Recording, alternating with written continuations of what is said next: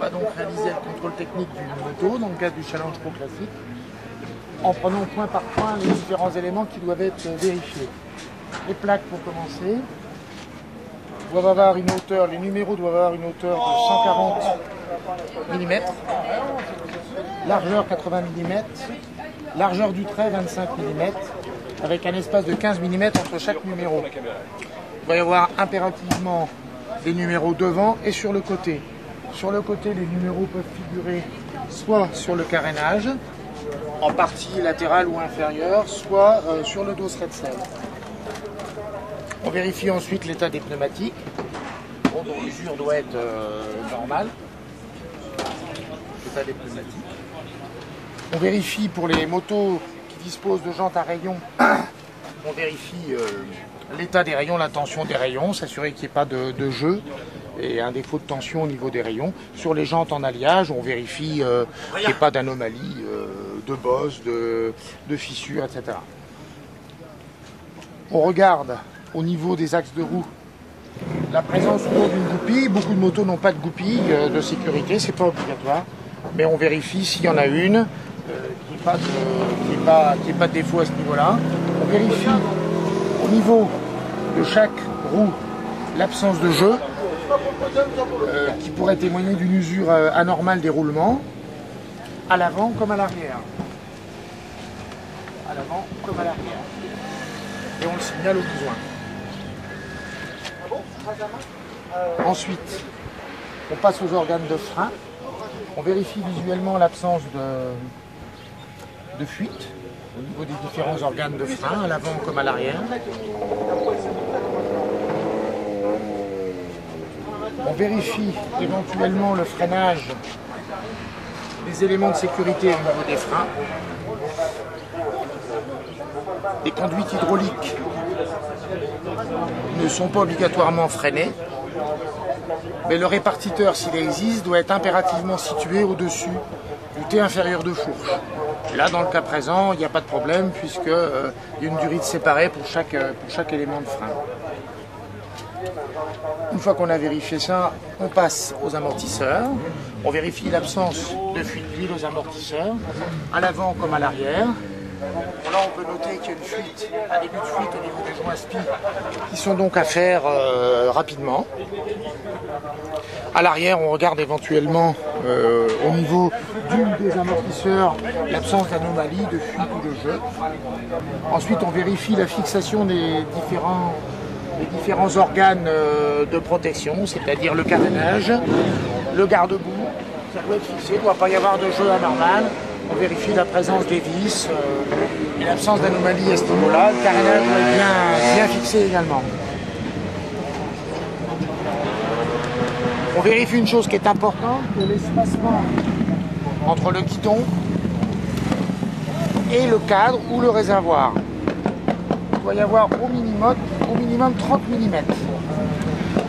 Et cet espace vaut pour l'avant également. 20 mm à l'avant au niveau du carénage. Ça, c'est de façon à éviter enfin en cas de chute les fractures des doigts. On vérifie la présence d'un court-circuit qui doit être rouge et situé à la main droite ou à la main gauche au niveau du guidon. On vérifie ensuite le retour de la poignée de gaz sans point dur.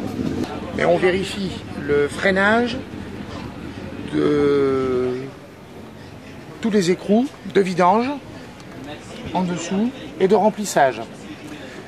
Également pour éventuellement le remplissage de l'eau pour les véhicules munis d'un refroidissement par eau. Il est conseillé de freiner le bouchon de remplissage.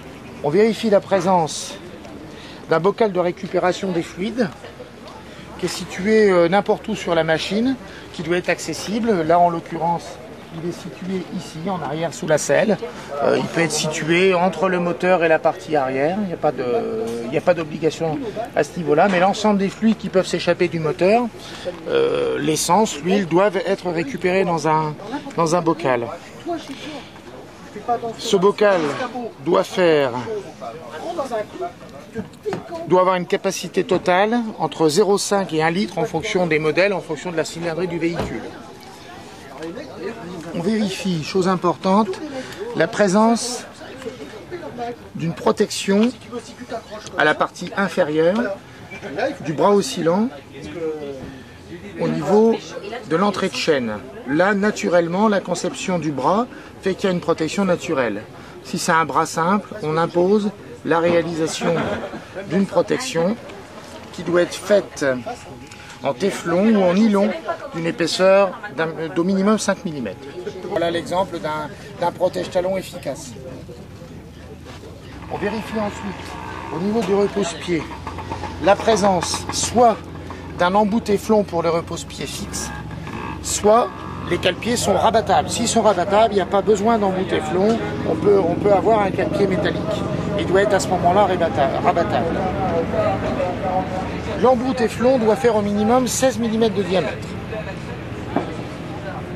On vérifie la dépose du kick, la dépose de la béquille. Par dérogation dans le Challenge Pro classique, le kick est accepté à condition qu'il existe une fixation avec, par exemple, un rivement ou une structure en caoutchouc qui permet d'accrocher le kick après avoir démarré le moteur sur la pré-grille. On vérifie ensuite au niveau de l'échappement. On vérifie qu'au niveau de l'échappement, il n'y ait pas de pièces qui puissent faire en porte-pièce en cas de chute ou en cas de percussion. C'est-à-dire qu'on doit avoir des embouts arrondis. On va voir par exemple sur le 350 RDLC, voilà, on a un épaulement sur l'échappement qui évite que l'échappement en cas de choc fasse en porte-pièce. Sur tous les moteurs à 4 temps, on doit avoir un bac de récupération situé en partie inférieure pour être capable de récupérer l'huile en cas de rupture d'un élément mécanique de la partie haute ou basse du moteur. Ce bac-là peut être soit un carénage fermé, soit un bac rajouté dans le cas de motos qui ne disposent pas de carénage. Au niveau de ce bac, il doit y avoir deux ouvertures, de 25 mm de diamètre au minimum, qu'on peut rapidement ouvrir sur la pré-grille en cas de pluie pour éviter le remplissage de ce bac. Donc il est impératif que les bouchons fassent 25 mm de diamètre et puissent être ouverts à la main sans outil, de façon à ce que ça puisse être fait au dernier moment sur la pré-grille en cas de pluie brutale. On vérifie la présence à l'avant d'un support de transpondeur. Il doit être impérativement sur la partie avant, à droite ou à gauche, il n'y a pas de problème, il doit être fixé sur la partie avant. Il peut être fixé au-dessus du T de fourche ou même éventuellement sur la partie inférieure du tube de fourche. On réalise un contrôle sonométrique. En principe, 102 décibels maximum. Voilà.